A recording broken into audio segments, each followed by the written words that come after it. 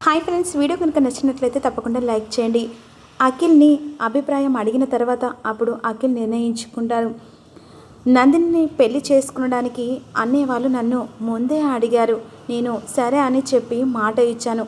ఇప్పుడు కాదనలేను అని చెప్పేసి అఖిల్ మాటలు విని దమయంతి షాకే చూస్తూ ఉంటుంది. అమ్మా, మీరు అడిగినట్టే నా నిర్ణయం చెప్పేశానమ్మా. ఇక మీ ఇష్టం.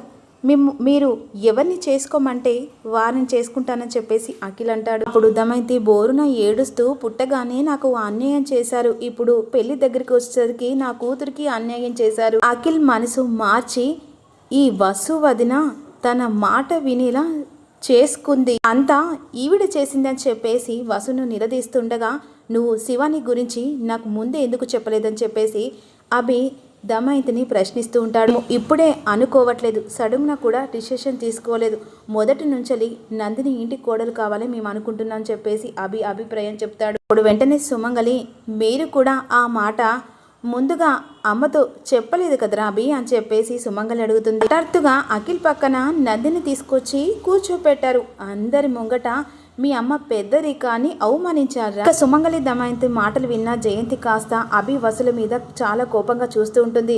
మరి రాబోయే ఎపిసోడ్లో ఇక ఎవరికి ఎవరు శత్రువు అవుతారో తెలుసుకోవాలనుకుంటే లైక్ మర్చిపోతున్నారు, లైక్ చేయండి అబ్బా. Thank you for watching. Please subscribe మన ఛానల్.